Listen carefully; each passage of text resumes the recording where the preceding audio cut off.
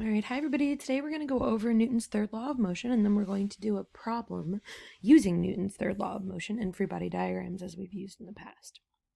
So first thing to introduce you to is the idea of what is Newton's third law of motion, and there's this famous quote from the Man of La Mancha that says, of course I hit her back, but it's a lot harder than, but she's a lot harder than me, and you know what I say. So whether the stone hits the pitcher or the pitcher hits the stone, it's going to be bad for the pitcher. And this is, of course, referencing referencing a pitcher that's like glass or ceramic. And basically what this means is Newton's third law states that if something is exerting a force on something else, then they experience the force in equal and opposite magnitude and direction to the force that was originally exerted. So all forces can be thought of as equal and opposite. Now, not all objects are going to have the same mass, which means not all forces are going to result in the exact same type of motion, but when one force is being exerted, there is an equal and opposite force that is also being exerted.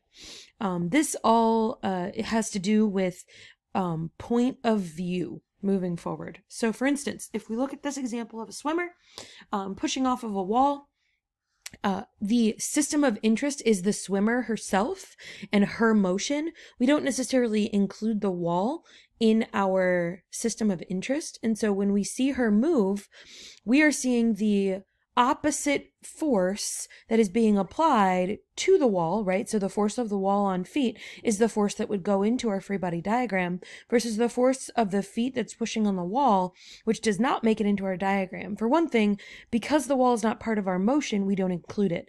For another, we would not see any effect of her pushing on the wall unless the wall was actually able to give, right? So not all walls are created equal is what I'm trying to say here. From there, we can actually draw a free body diagram that involves her weight, the buoyancy force, which in this case, buoyancy force stands in for normal, and then the force that she's pushing off the wall so that the wall is actually exerting on her. That's referred to as an action force. The opposite force is a reaction force. And so when we talk about action and reaction forces, a lot of times it's easy to think of what they are, but it's hard to visualize exactly how they work. And so for this particular instance, we're not going to see anything happen to the wall as a result of the reaction force. We are going to see her move as a result of the action of her feet on the wall, right? So equal and opposite forces do not always cancel because they always act on different systems. So again, remember that we talked about system of interest a lot in our previous sections for a reason. The system of interest is the thing that we examine the forces on. Anything outside of that system of interest is considered a force we do not want to examine. Okay, so a couple of examples are what we're going to talk about next. The first is going to be this very common example of, okay, well, if every force is equal and opposite, how come the earth doesn't move when I step off a curb? Well, when you are standing on the earth is exerting a force on you, and the person is also exerting a force on the earth. Now, the difference is the earth is so massive that the action of pulling on you is greater in terms of the visual than you pulling up on the earth. Again, it has to do with, one, our point of view. So what are we defining as the system? In this particular case, we would define the person as the system, not the earth, and the earth would be outside of the system. But just like we said, Newton's third law says every force has an equal and opposite reaction force. So there is an equal and opposite force of you pulling up on the earth while the earth pulls down on you, but we don't see any motion from it because the earth is so massive, right? And remember that F equals ma. In that particular case, the acceleration of our earth towards the person is going to be hardly noticeable. All right.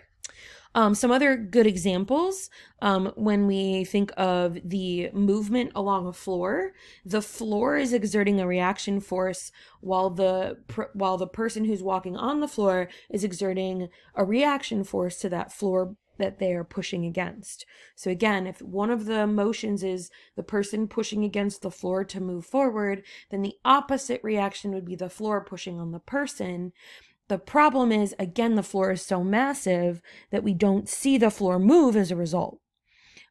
This can be seen in the evidence of cars that are moving, rockets. The reaction force in rockets is referred to as thrust, and we've actually already done problems with that. When it comes to cars, there's a little bit more involved as far as rotational motion, and we're going to talk a little bit more about rotational motion. The force in rotational motion is actually going to be torque, and that's something that we study a lot in our next semester. But I just wanted to give you an example of some different types of third law problems. And from there, then we're going to do our first actual problem. And here we're going to talk a little bit about the setup. First things first, we have a professor pushing a cart that has equipment on it. They give you her mass, the cart's mass, and the equipment's mass. Now, there are two systems for us to describe. The first system involves the professor, the cart, and the equipment. The second system would be just the cart and the equipment and what the professor's doing to that particular system. We are going to calculate the acceleration that is produced when the professor exerts a backward force on the floor. So since our system takes place on the professor, that means the system now has to be defined as all of the parts of system 2 in addition to the first system. So all of the forces opposing motion were given friction on the cart's wheels and air resistance total this number. We're also given what the force on the floor is going to be of 150 newtons. Okay, so now let's talk about this problem before we actually do it.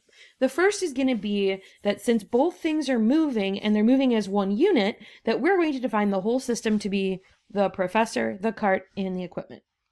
We know that the professor is pushing back on the floor with a force of 150 newtons, and the floor is pushing back on the professor with an equal and opposite 150 newtons. That is the Newton's third law part of this particular problem. We were told friction forces, which are acting opposing the wheel and the professor altogether, come up to be about 24 newtons. Please note that in this particular system that we are defining, you'll see our free body diagrams on the right here, we do not include the F of the cart or the F of the professor because those are what we call internal forces. So those are being ignored in this particular case.